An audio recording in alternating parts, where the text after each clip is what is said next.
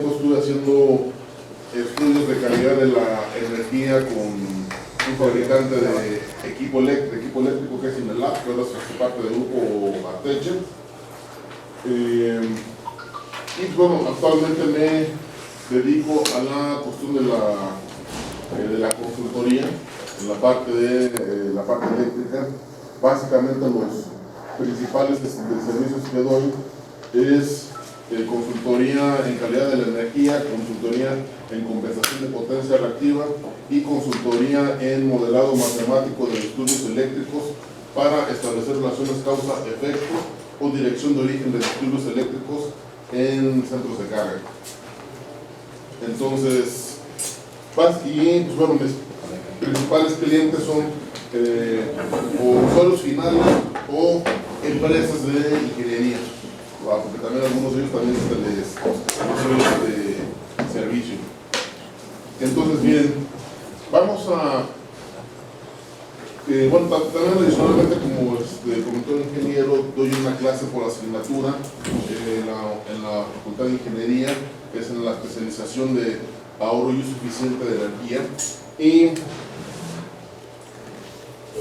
estos son algunos de los puntos que vamos a tratar. No vamos a tratarlos todos. El primer punto que vamos a ver es la aplicación, digamos que la aplicación de la recomendación de CFE L4045 al interior de instalaciones en vez del punto de acoplamiento común, que es básicamente el punto de conexión que marca el código de red. Este punto es muy interesante pues, porque anteriormente, cuando se ejecutaban estudios de calidad de la energía, era un error común aplicar digamos que los límites que marcaba la recomendación de CFE o el estándar 519 en el lado de baja tensión del transformador, y vamos a ver cuáles son las implicaciones de aplicarlo ahí en lugar de aplicarlo en el punto de conexión. Luego, el segundo punto que vamos a ver es reportar la distorsión armónica total de corriente, que en el documento de CFE se denomina como DATC o en inglés THDI, en lugar de reportar la distorsión armónica de la demanda total, que CFE le llama DADT, y que en el estándar 519 se le denomina como TDD. Entonces, dependiendo de la operación del sistema, puede haber una diferencia muy significativa entre una figura de mérito y la otra. Se parecen mucho, pero no son lo mismo. Luego, el siguiente punto es si es recomendable utilizar la corriente nominal de los TC del punto de conexión para el cálculo de la relación de corriente de cortocircuito a corriente de carga. Entonces, vamos a ver que dependiendo de cómo está operando el sistema, puede ser una decisión muy buena o puede ser una decisión muy mala. Y luego vamos a ver si puede justificarse el cumplimiento del código de red únicamente con mediciones en el lado secundario de un transformador. Hay otro caso que no lo incluyo aquí en la presentación, pero lo vamos a ver, que es relativo a la parte del desbalance. Es decir, en este caso, si el desbalance medido en el lado de baja tensión es aplicable para el punto de conexión, es decir, me lo puedo llevar al punto de conexión. Entonces, esos son los puntos que vamos a ver. Ya, si por ejemplo nos espesora algún tiempo, pues podríamos ver la parte de la sobrecompensación de potencia reactiva que no se ve en el recibo de facturación. Eso es un caso muy interesante, pero bueno, a ver si nos da tiempo. Entonces, vámonos a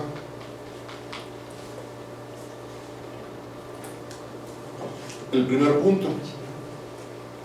La aplicación de la recomendación CFE L4045 al interior de instalaciones en vez del punto de acoplamiento común o punto de acometida o punto de conexión, que es como se le denomina en el código de red. Vamos a ver qué implicaciones trae. Entonces, aquí déjenme hacer esto un poco no se entiende. No se ve de que se entienda, quién sabe. Déjanos a nosotros. Sí, ahí está. Ahí está. Sí, ¿verdad? Sí. Bien. El antecedente del código de red, el antecedente más antiguo, lo podemos encontrar en el IEEE 519 de 1992. Hay una versión de 1982, pero esa versión es más como una especie de tutorial que recomendaciones. Entonces, en la versión de 1992 se menciona que esta práctica recomendada reconoce la responsabilidad de que los usuarios no degraden el voltaje que el suministrador le entrega a otros usuarios por demandar corrientes no lineales desde el suministro. También reconoce la responsabilidad de que el suministrador le entregue a los usuarios un voltaje lo más cercano posible a una forma de onda sinusoidal. Esta práctica recomendada sugiere lineamientos para llegar a esto. Entonces, observen ustedes que en el estándar 519 se establece un compromiso bilateral o un compromiso doble. Limitar lo que el usuario inyecta en corriente hacia el punto de acoplamiento común, pero también limitar lo que el suministrador le entrega el voltaje a los usuarios. ¿De acuerdo? Entonces, eso, vamos aquí a esta diapositiva, viene registrado o viene mencionado aquí, desarrollo de límites de distorsión de corriente. La filosofía de desarrollar límites armónicos, esta práctica recomendada es limitar la inyección armónica de los usuarios individuales de manera que no causen niveles de distorsión en el voltaje inaceptables para las características normales de operación del sistema. Y por otra parte, limitar la distorsión armónica total en voltaje del sistema que es entregado por el suministrador. Entonces, observen ustedes que la idea de desarrollar límites en corriente es para precisamente limitar lo que los usuarios le están inyectando al suministro. Y aquí, por ejemplo, en esta diapositiva,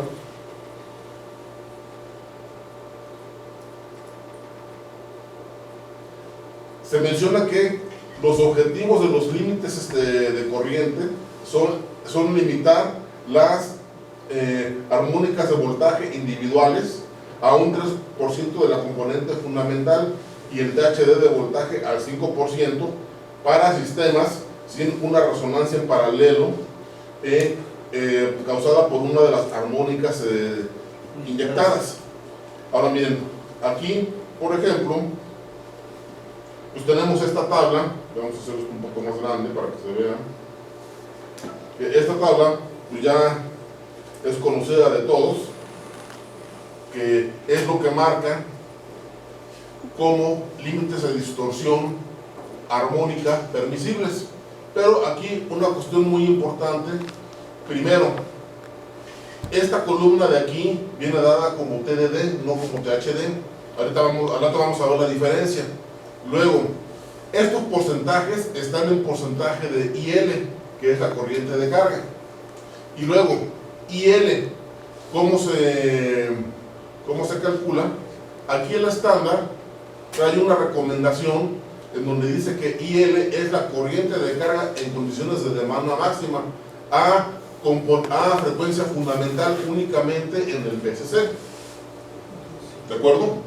Entonces, primero, IL no puede incluir armónicas.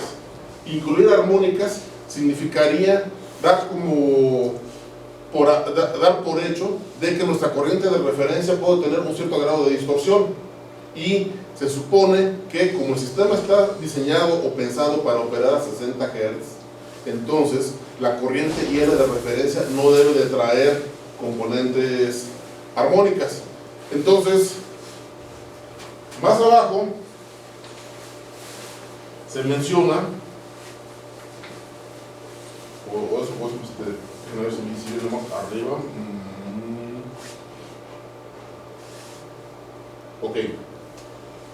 Se menciona que aquí es recomendable que la corriente de carga sea calculada como la corriente promedio de la demanda máxima de los 12 meses precedentes. Entonces, digamos que aquí la idea es calcular la IL en base a la información de los recibos, ¿de acuerdo? Para sistemas que ya están en operación.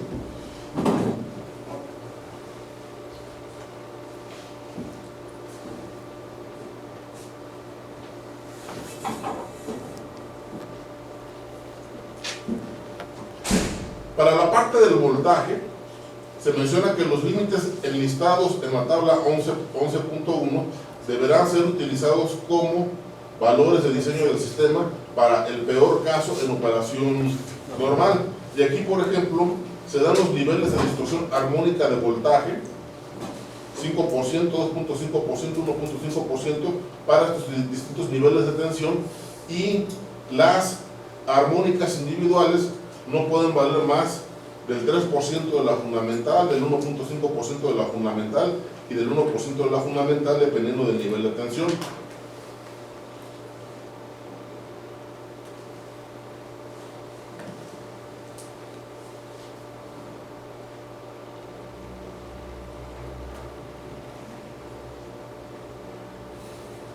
Ok.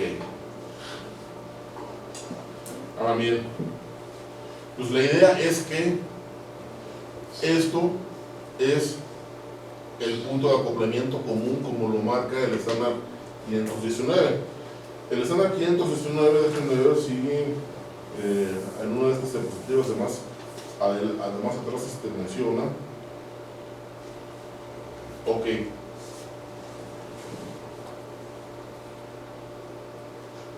Aquí se menciona el punto de acoplamiento común, que es un punto de medición o cualquier otro punto en donde tanto el suministrador como el consumidor pueden tener acceso a un punto de medición directa para los índices armónicos. Entonces, básicamente, el punto de acoplamiento común es el punto donde el suministrador hace la medición, ¿de acuerdo? Así es como está definido en el estándar 519. Y de hecho, pues el punto de conexión propiamente vendría siendo digamos que la frontera entre el sistema eléctrico entre la red del suministrador y la red del usuario, ¿de acuerdo? Porque a partir del medidor empieza la instalación del usuario.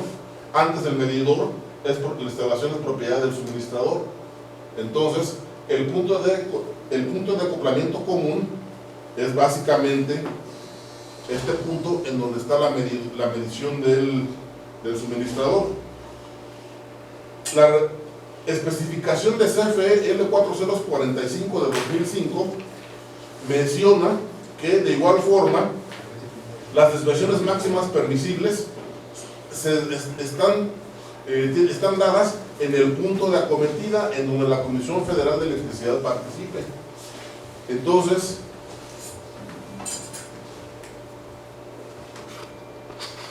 en este caso, no se hace, digamos que una mayor, digamos que definición sobre qué es el punto de acometida. Nada más dice el punto donde la Comisión Federal de Electricidad participe, pero pues ese punto tiene que ser el punto de medición, ¿de acuerdo? Dado que esta norma está basada pues prácticamente en la 519. Entonces, el punto de medición es, en este caso, el punto de acometida. Ahora, se menciona también que los componentes armónicos deben de determinarse en el punto de acometida para formas de onda periódica, de manera tal que se limiten los factores de distorsión total y de componentes armónicos individuales. Entonces, observen que se menciona que los límites para las armónicas son aplicables a el punto de acometida, no al interior de instalaciones. Entonces, se menciona que para lo anterior los consumidores deben limitar el contenido armónico que generan en la corriente que demandan según su impedancia relativa y su nivel de tensión. Ahora miren,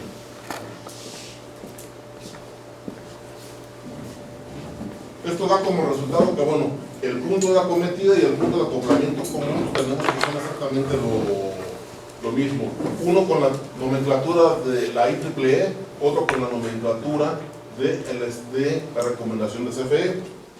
Pero vámonos a el estándar 519 de 2014. Aquí hay una cuestión muy interesante. Y dice aquí, los límites recomendados en esta cláusula aplican únicamente al punto de acoplamiento común y no deberán ser aplicados a equipos individuales o en ubicaciones dentro de la instalación del usuario. ¿Por qué? Pues porque se menciona que los voltajes y corrientes armónicas en estos puntos podrían ser significativamente mayores que los límites recomendados en el PSC debido a la falta de diversidad, cancelación y otros fenómenos que tienden a reducir los efectos combinados de múltiples fuentes de armónicas por debajo de sus sumas algebraicas. ¿Esto a qué se refiere? Se refiere a que cuando yo tengo múltiples fuentes de armónicas, generalmente la corriente armónica resultante no es la suma algebraica de los valores eficaces, sino que generalmente el valor es menor como resultado de que dichas fuentes armónicas inyectan las corrientes armónicas con distinto ángulo de fase. Entonces, se puede dar el caso de que en el interior de las instalaciones, a nivel de equipos individuales, las inyecciones armónicas sean muy elevadas, pero ya considerando la suma vectorial de las componentes armónicas, estos niveles pueden ser menores en el punto de acoplamiento común. Entonces, la idea es que estos límites no están pensados para el interior de instalaciones, y vamos a ver qué es lo que va a suceder cuando yo los aplico en el lado secundario de un transformador. ¿Qué es lo que marca el código de red? Lo que marca el código de red es que los requerimientos que se definen a continuación serán aplicables o referidos al punto de conexión. Los criterios CONE, pues bueno, aquí básicamente no son de carácter así, vamos a llamarle, bueno, pues son de carácter obligatorio, pero digamos que no son muy, digamos que son muy generales en el sentido de que dicen, los centros de carga deberán soportar variaciones de tensión dentro del rango de valores máximos y mínimos establecidos en el manual. O sea, hacen referencia al manual, o sea, no son, digamos que no me proporcionan información específica, pero lo que sí me mencionan es que todo esto tiene que estar referido al punto de conexión, es decir, el cumplimiento se tiene que demostrar en el punto de conexión, que pues vendría siendo este punto de aquí, el punto de acoplamiento común, el punto de acometida y el punto de conexión, de acuerdo a el código de red, el estándar 519 y la recomendación de CFE son exactamente el mismo punto, ¿de acuerdo? Pero aquí vamos a ver ya un ejemplo interesante. Tiene una pregunta al ingeniero. Adelante. En el cálculo del desbalance de corriente, o sea, la corriente de cortocircuito a la corriente de carga, el NEC recomienda un método rápido de cálculo de cortocircuito que toma en cuenta nada más la impedancia del transformador cuando no se conoce el diagrama unifilar. Lo recomienda a las UBIES, sobre todo cuando no tienen el diagrama unifilar. Entonces, en este caso, este cálculo del NEC no toma en cuenta la corriente de cortocircuito de la empresa suministradora. Entonces, dos preguntas: ¿por qué no toma en cuenta la corriente de cortocircuito de la empresa suministradora? Por un lado. Por otro, si ya se conoce la corriente de cortocircuito de la empresa suministradora, ¿se debe agregar a la fórmula del desbalance de corriente? Mira, ¿por qué motivo el NEC desprecia, digamos, que el nivel de cortocircuito de la empresa suministradora? Esa es una muy buena pregunta. Eso habría que preguntarle más bien a la NFPA, por qué están despreciando, digamos, que la contribución de cortocircuito. Yo lo que te podría responder, digamos que desde mi punto de vista, es que porque generalmente esa información para efectos prácticos es desconocida, es decir, muchos usuarios la desconocen. Ahora, bueno, y ahora que ya se conoce, en mi caso ya la conozco, la debo agregar a la de... mira, es que aquí vamos a la siguiente cuestión. Eso lo tendrías que hacer si lo quisieras aplicar al interior de instalaciones, pero de hecho, tú en realidad lo que vas a utilizar va a ser la corriente de cortocircuito que te dé el suministrador en el punto de acometida, o en el punto de acoplamiento común, o en el punto de conexión, ¿de acuerdo? O sea, vas a utilizar, si vueltas a ver este diagrama, el que estoy mostrando aquí en pantalla, vas a utilizar la corriente aquí, en donde está la acometida de CFE, es decir, vas a utilizar esta potencia de cortocircuito o su equivalente en corriente de cortocircuito. Eso es lo que vas a tener que utilizar, porque en donde se tiene que demostrar el cumplimiento es aquí arriba, no aquí abajo. Aquí abajo ya equivale al interior de la instalación, y el problema de hacer la medición ahí abajo es que parte de tus mediciones van a estar influenciadas por la impedancia del transformador. Es decir, cuando la corriente de carga con sus armónicas, con su desbalance, con sus fluctuaciones y todo lo que traiga pasa a través de la impedancia del transformador, que es la más significativa dentro del sistema eléctrico, entonces aquí tú vas a tener que lo que tú tengas medido en el secundero del transformador va a estar influenciado por la interacción de la corriente de carga con la impedancia del transformador. Entonces, ahorita vamos a ver digamos que la diferencia de hacer la evaluación aquí arriba y aquí abajo, pero abajo, digamos que no es donde se debe de hacer, se tiene que hacer arriba. Hay algunos casos, pero no es una regla general, en donde hacer la evaluación abajo y hacer la evaluación arriba dan resultados muy parecidos desde el punto de vista de las mediciones, pero no es una regla general. Hay algunos casos, y les voy a presentar uno, en donde la diferencia entre lo que tienes aquí arriba y lo que tienes aquí abajo es enorme. Entonces no es una regla general, y de lo que se trata el código de red es de minimizar el impacto en la red eléctrica. Si tú te concentras en este punto de aquí abajo, en realidad te estás concentrando en minimizar el impacto en el interior de tu instalación. ¿Sí me explico? Sí. Entonces, vamos a ver la diferencia entre hacerlo aquí arriba, entre verificar aquí arriba y verificar aquí abajo. ¿De acuerdo? Pues sí. Ok. ¿Qué pasó? Oye, ingeniero, hay algunos casos en media tensión donde miden abajo. Ahorita te voy a mostrar un ejemplo de lo que pasa cuando mides abajo y no haces una evaluación de la información que te da el recibo, porque el recibo curiosamente te da una información valiosísima para que tú sepas si la medición de abajo la puedes llevar hacia el lado de alta. Esa es una cuestión bien interesante que ahorita lo vamos a ver. O sea, no en todos los casos lo que yo mido en el lado de baja tensión lo voy a tener replicado en el lado de alta Sí, tensión. son pocos casos donde la medición de CFE está en baja. Sí, sí hay casos. Así es. Ok, bueno, entonces vamos a ver este ejemplo. Este ejemplo no crean que yo me lo inventé, sino que es un reporte que yo me encontré en internet. Entonces, obviamente que por ciertos motivos no aparece quién o quiénes son los autores, ¿de acuerdo? Pero vamos a ver el caso que tenemos aquí. ¿Cuál era la idea?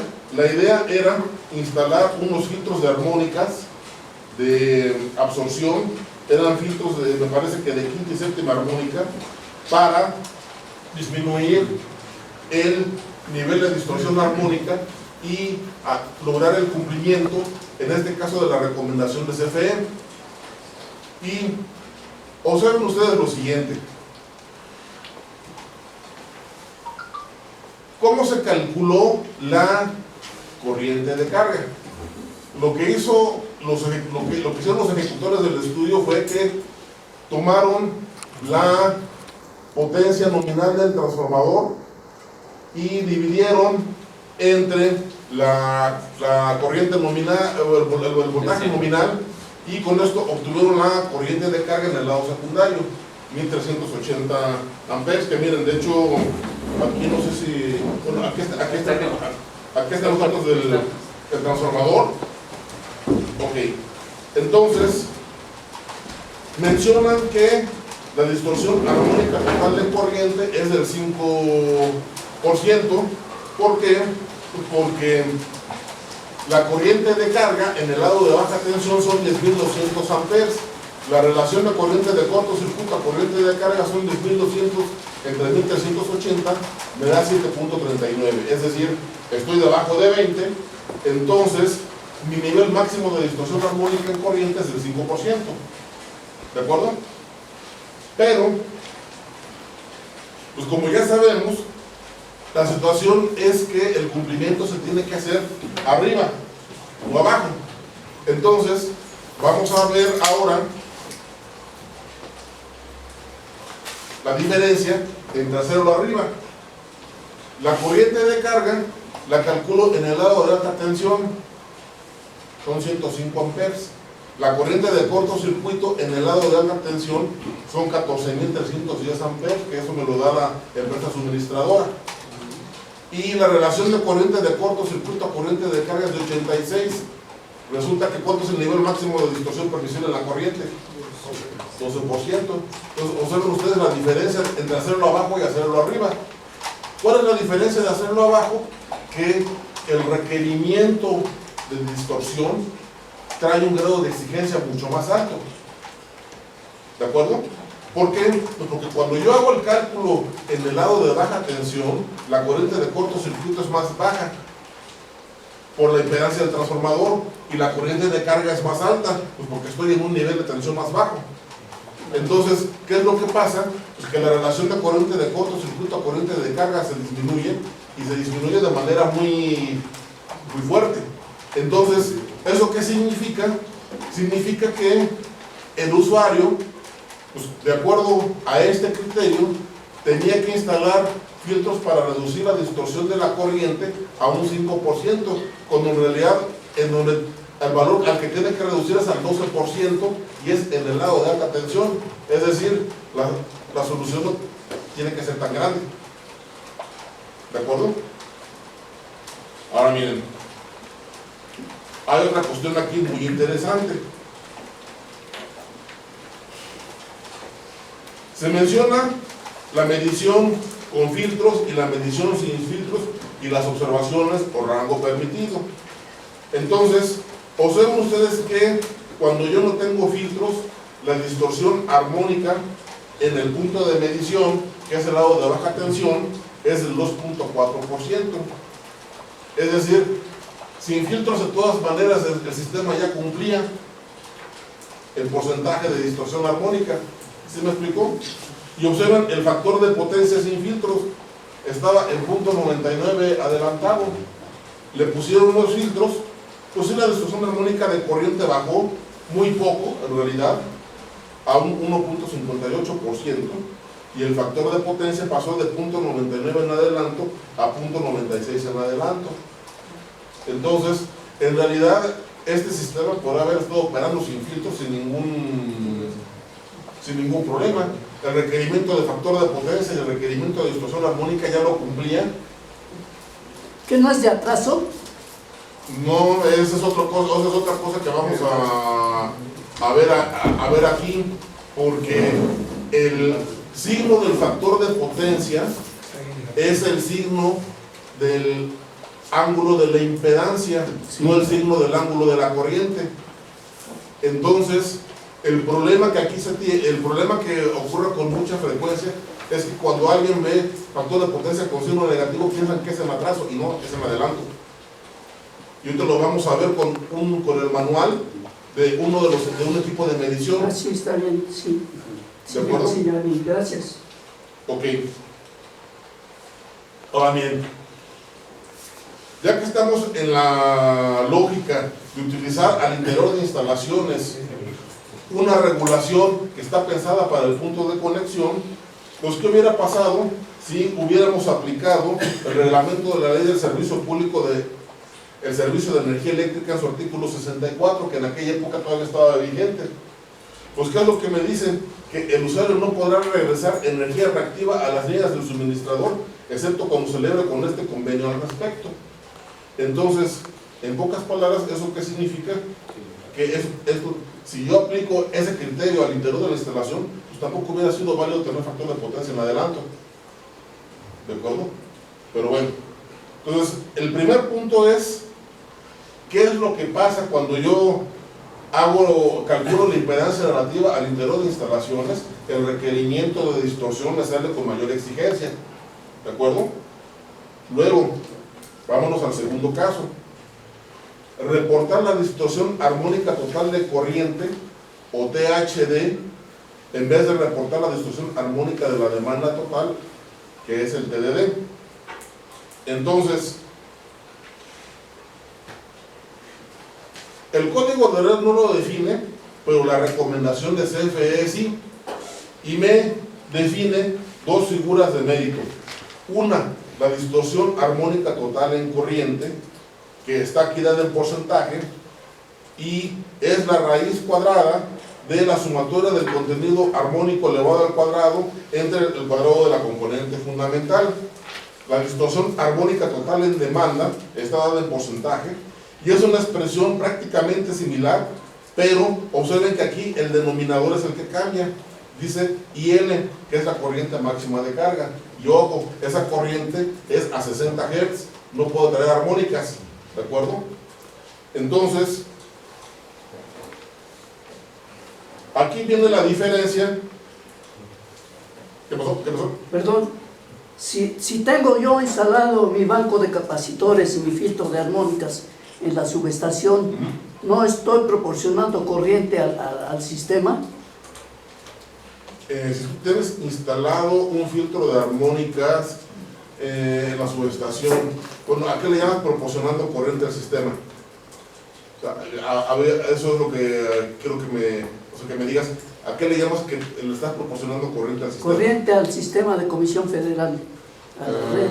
No, mira, mientras tu banco no sobrecompense, te estás proporcionando corriente tú mismo a 60 Hz y estás absorbiendo corriente armónica a la frecuencia de sintonía del banco. Pero si tu banco está sobrecompensando, entonces tú lo que le inyectas a tu propia red es la parte que requiere en cuanto a corriente reactiva, y el excedente, que es la sobrecompensación, es así se va hacia la red. ¿De acuerdo? Pero la idea del banco es dejar de demandarle amperes reactivos a la red para que tú mismo te los generes. Entonces, mientras estés por debajo mientras no estés en la sobrecompensación, la corriente reactiva que requiere tu instalación va a ser proporcionada por el banco de capacitores. Pero al momento en el que tú empieces a sobrecompensar, entonces ahí sí el excedente se va hacia CFE. ¿De acuerdo? Gracias. Ok. Perdón, ¿Qué pasó? el hecho de tener una cierta cantidad de capacitores no te aumenta la posibilidad de ferroresonancia. Mira, de hecho, si tú instalas un banco de capacitores, ya te genera, digamos que, una frecuencia de resonancia del sistema. Pero para que el sistema resuene, necesitas tener una señal que excite el sistema transformador banco de capacitores para que resuene. Entonces, se tienen que cumplir dos condiciones. Una, tener una frecuencia natural, que al momento de tener el banco de capacitores ya la tienes, pero si no tienes señal de excitación, entonces el sistema no va a resonar. Por ejemplo, vamos a suponer que tú tienes un banco de capacitores en la vecindad de un transformador y el orden de resonancia es igual a la quinta armónica. Pues bueno, ese sistema no va a resonar a menos de que tengas presencia de quinta armónica de corriente en la red. ¿Sí me explico? Pero ¿cómo lo vas a conocer? Y todavía más, para la misma compañía utilitaria, en este caso como si fuera electricidad, él va a tener el mismo problema. No necesariamente. Pues, Mira. no, vaya, ellos prácticamente están recibiendo carga reactiva. A ver, estamos hablando de diferentes cosas, porque una cosa es la corriente reactiva a frecuencias armónicas y otra cosa es la corriente reactiva a 60 Hz.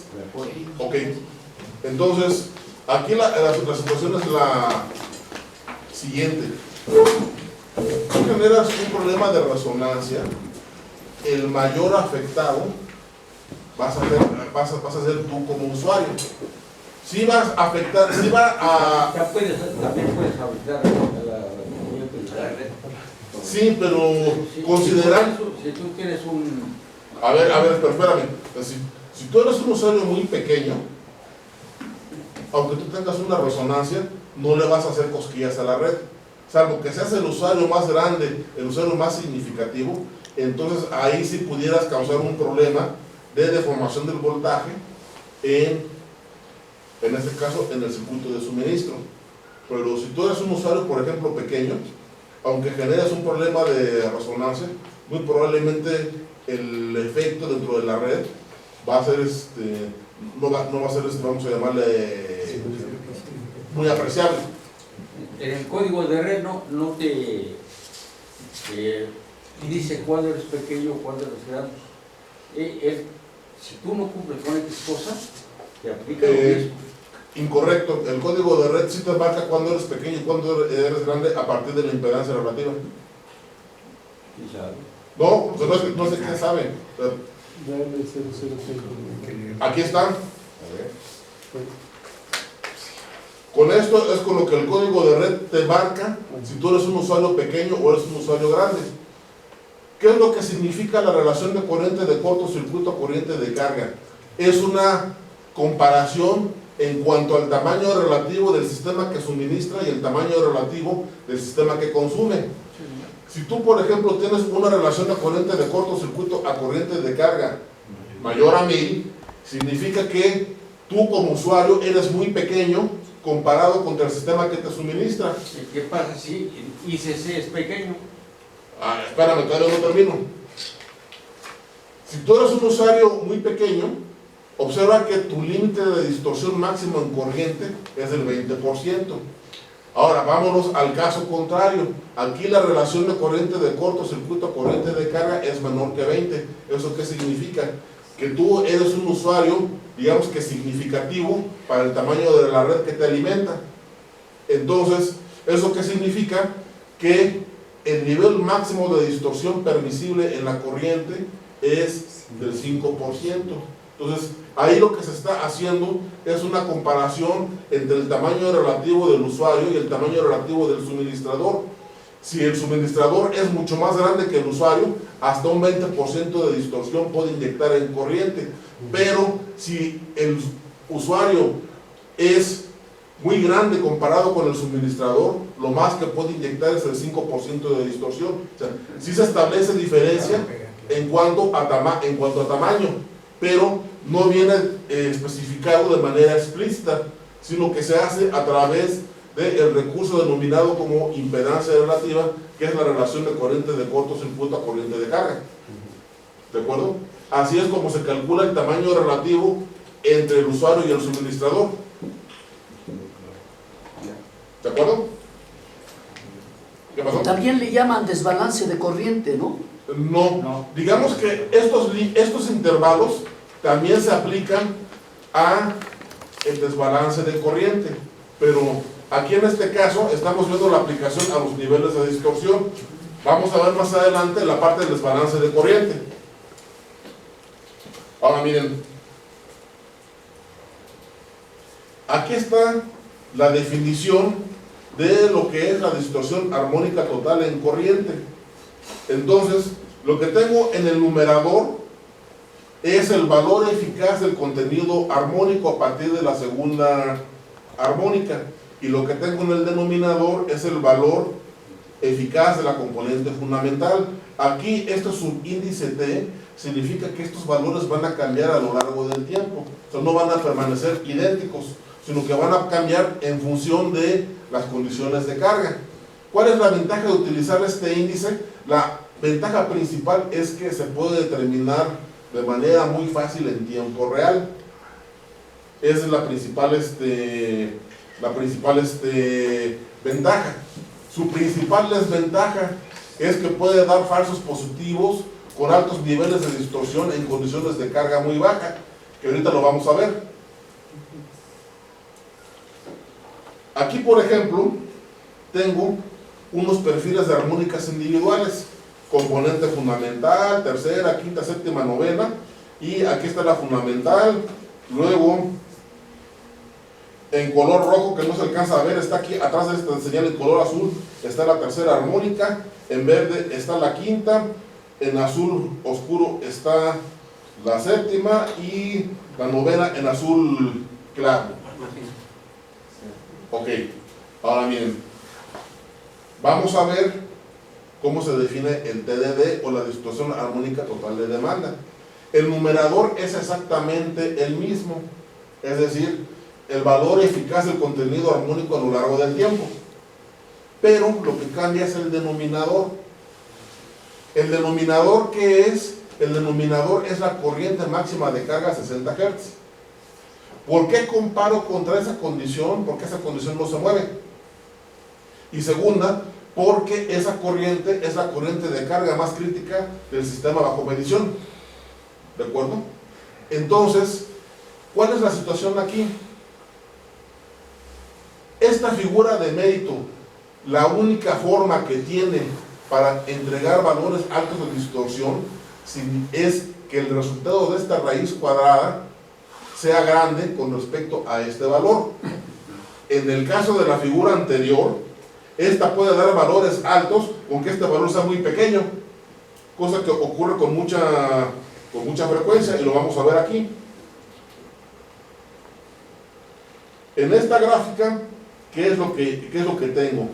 Aquí yo tengo un perfil de corriente en color rojo, ¿de acuerdo?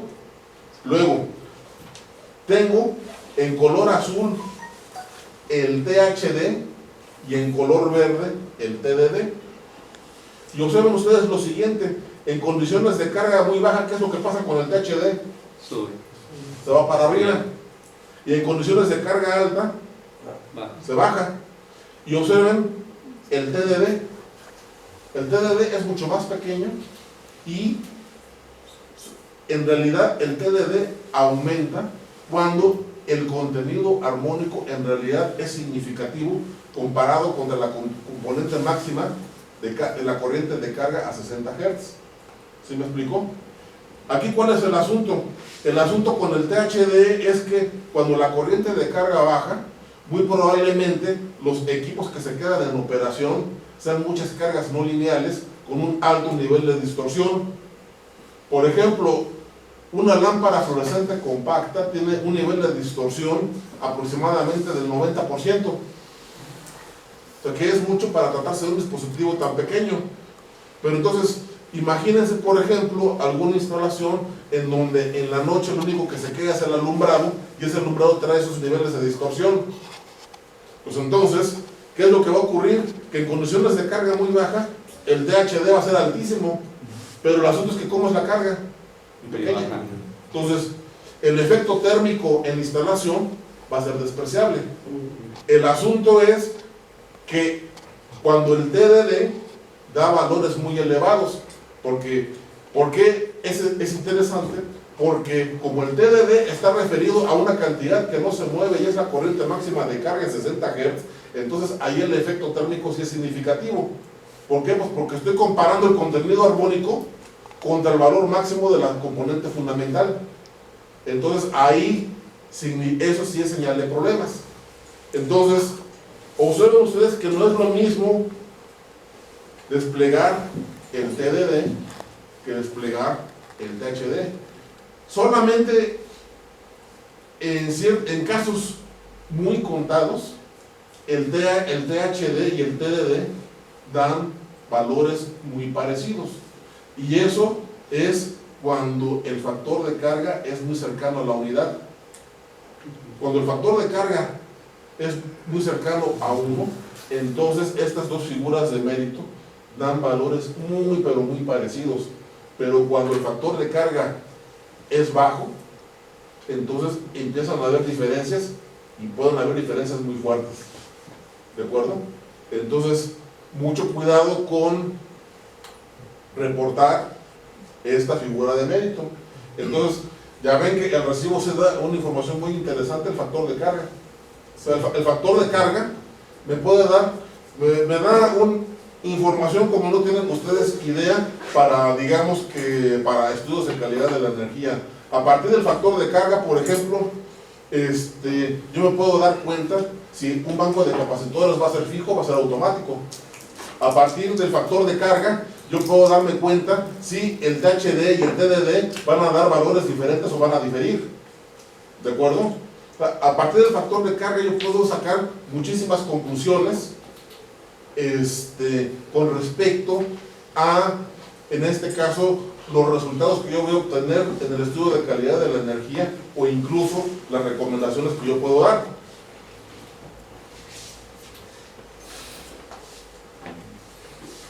Ahora, ¿qué pasó? Una pregunta. Entonces, mira, yo tuve la oportunidad de trabajar muchos años en una planta de papel. El factor de carga es muy alto. Normalmente sí se cumple entonces el hecho de que nosotros tenemos cargas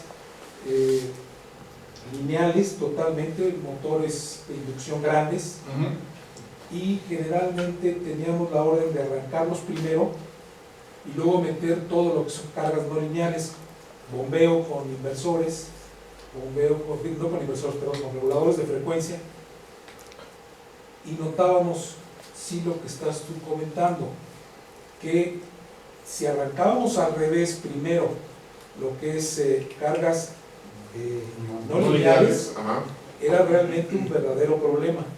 Teníamos que arrancar primero motores de inducción, que son más grandes que las no lineales, porque en el caso de las máquinas de papel, lo que más consume es la parte de refinación, son motores de 1200, 1500 caballos, y la parte de control o de regulación de bombas son de 200, 300, 400 caballos de fuerza las más grandes.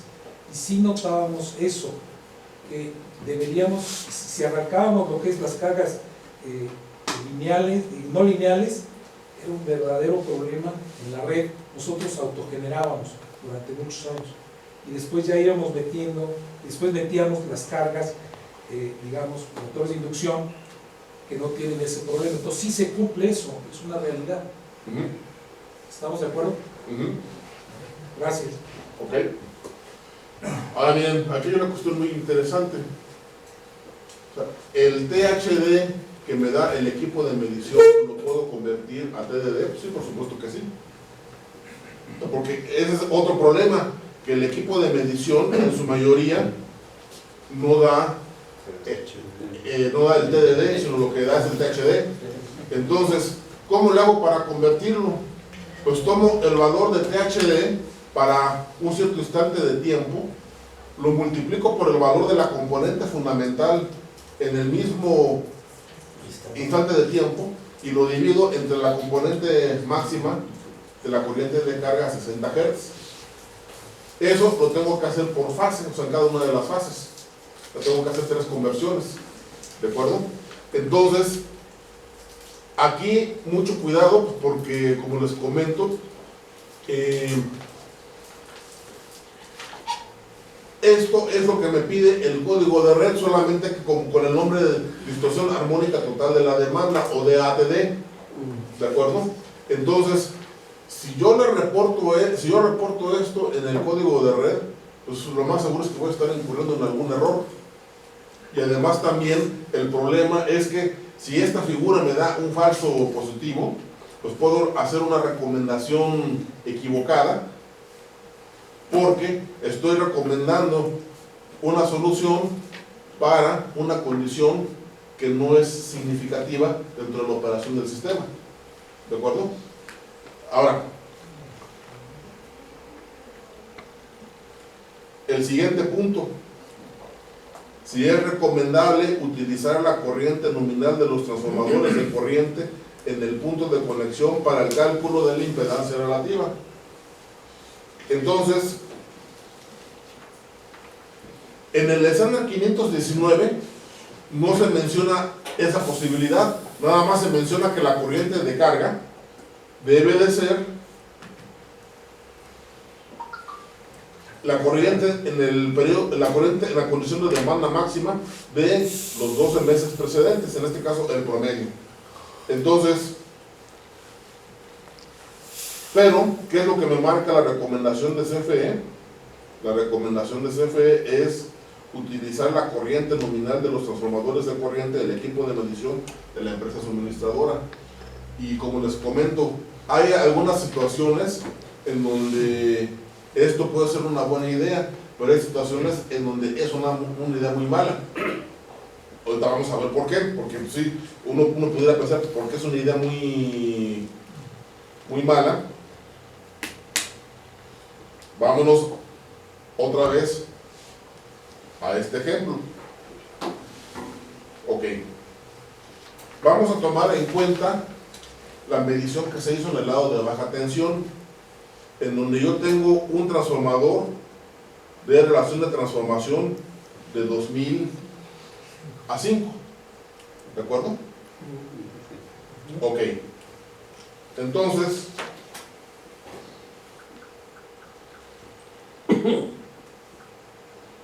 ya vimos cómo calcular la corriente de carga, que son 1380 amperes. Si yo me voy con la corriente del transformador, son 2000 amperes. O sea, eso trae una corriente más alta. Y esos 2000 amperes, de hecho, no pueden circular físicamente a través del transformador, porque el transformador lo más que me puede dar son 1380. Entonces, aquí la ventaja es que ya estaba en el límite inferior de la tabla. De 7.39 se me bajó a 5.1. Pero imagínense que en el cálculo yo hubiera estado, por ejemplo, en el renglón del medio, en donde mi relación de corriente de cortocircuito a corriente de carga estuviera entre 50 y 100. Si yo utilizo una corriente de carga más grande y estoy en el límite inferior, a lo mejor utilizar esa corriente de carga me pasa al siguiente nivel. ¿Por qué? Pues porque como esta corriente es más alta, me puede mandar de un nivel de 12% a un nivel de ¿cuánto? De 8. ¿Sí me explico? Entonces, si yo estoy en el límite o cercano al valor inferior del intervalo, utilizar la corriente de los transformadores me puede llevar a un nivel con un grado de exigencia más alto. Ahora, también hay otra cuestión muy importante. Vamos a suponer que el transformador no es que el sistema no está operando a plena carga, sino está operando a la mitad. Utilizar la corriente del transformador de corriente es llevarme a una condición operativa que no existe. ¿Sí me lo explico? ¿Sí explico? Entonces, pues ¿cuál es el asunto? Pues que yo solito me estoy poniendo niveles demasiado estrictos para una condición que ni siquiera tengo. ¿Sí queda claro la observación? Sí. Entonces, vean ustedes que no es una muy buena idea utilizar la corriente de los transformadores de corriente. En ese caso, mejor utilicen la corriente nominal del transformador. O sea, es una situación mucho más real. ¿De acuerdo? Pero, pues, también algo que a mí me puede dar o me puede ayudar a saber si puedo utilizar la corriente del transformador o no es calculando el índice medio de carga del transformador, que esto se puede sacar incluso también a partir de los recibos, suponiendo que es un transformador único. Cuando son múltiples transformadores también se puede sacar, digamos, que un índice medio de carga del todo el conjunto de los transformadores, pero eso allá hay que verificarlo con mediciones en los secundarios, porque sería, digamos, una especie de índice ponderado. Pero aquí la cuestión importante es que si ustedes utilizan la corriente nominal del transformador de corriente, los pueden mandar a un grado de exigencia todavía mayor al que en el que realmente deberían de caer. ¿De acuerdo? Entonces, yo no les recomiendo que utilicen la corriente nominal del TC. No es una idea muy buena, especialmente si ustedes están operando el transformador a 3/4 de carga o a media carga. Peor aún digamos que la recomendación. Entonces, hay mucho cuidado con eso. Ahora vamos a ver el mismo asunto, pero en este lado. Aquí, supóngase que se tiene un transformador de corriente de 200 a 5. Entonces, observen ustedes aquí lo siguiente. La relación de corriente de cortocircuito a corriente de carga con la corriente nominal del transformador y con la corriente nominal del TC no dan el mismo resultado. Aquí da 86, aquí da 71.55. Entonces, por ejemplo, si en este caso hubiéramos estado más cercanos al límite inferior de 50, a lo mejor utilizar esta corriente de aquí me hubiera mandado a este límite de aquí arriba. ¿Se me explicó? Entonces, yo no les recomiendo que utilicen la corriente del TC de los transformadores. ¿Por qué? Pues porque están asumiendo una corriente de carga que a lo mejor, bueno, que no tienen. ¿Qué pasó? Yo tengo ahí una duda que pues, tu corriente de cortocircuito primaria contra la secundaria. Digo, me llama la atención porque es mayor tu corriente de cortocircuito en el lado primario que en el secundario. Pues eso es normal. Tenemos mayor tensión en el primario. Usted tienes 14.310 amperes de cortocircuito en el primario y en el secundario 10.000. Ajá. Pues la impedancia del transformador te limita el cortocircuito en el secundario. A menos que tenga algo ahí que sea muy alta. Esta es alta tensión, pasan de alta a media, ¿no? Sí, digamos que aquí son 115 kV y en el lado de baja tensión son 13.8. 13.8, pensaríamos que la corriente debe ser mayor, ¿no? No, tiene que ser menor, no puede ser más grande. O sea, es más, sería más grande si consideras uso infinito. Sí, claro. O sea, sí, pero si ves la corriente de cortocircuito son 10.000 y tantos en 13.000. Ajá. 800. En 13.800. Ajá. Sí, pero la corriente, digamos que de cortocircuito aquí no puede ser mayor que la corriente de cortocircuito acá, porque tú aquí tienes en medio una impedancia intercalada que te limita el cortocircuito. ¿Se me explicó? Sí, nada más que incluso la relación de tensión pues, es diferente, ¿no? Y es otra tensión. ¿Cómo que es otra tensión? Ya eso ya no me quedó claro. Sí, arriba son 115. Ajá. 115 con 14.000 y tantos de cortocircuito es una potencia de cortocircuito muy elevada. Y abajo no sé cuántos MVAs traigas tomando los 13.800. Pues mira, aquí está el resultado del cortocircuito que sacó la empresa que hizo el estudio. Son 244 MVA de cortocircuito, que son 10.2 kiloamperes. O sea, pero la corriente aquí abajo no puede ser mayor que la corriente aquí arriba. O sea, ¿de dónde sacas los amperes adicionales de cortocircuito si no tienes ningún otro generador aquí abajo? Por la relación. ¿Vale? Por el cambio por la relación. No, o sea, aquí estamos hablando de cosas, o sea, no estás, digamos que bajando, no es una corriente de carga como para que le apliques la relación de transformación del transformador. O sea, es una corriente de cortocircuito y si tú haces el cálculo a través del método de los MVAs, te va a dar Sí, este los resultado. MVAs son los mismos. Los MVAs tendrían que ser muy semejantes, sin embargo, la relación, la corriente, como cambias la tensión, sí tendría que... No, es que le estás aplicando a una corriente de cortocircuito la relación de transformación de un transformador y el cálculo del cortocircuito no lo calculas así. O sea, tú le estás dando el tratamiento a la corriente de cortocircuito como si fuera una corriente de carga. Sí, pero es que ahí divides en 115 y el otro lado divides entre 13 y Sí, 8. o sea, tú Esa ves la es corriente. la... Si tú ves tu corriente nominal Claro. en el primario son 160.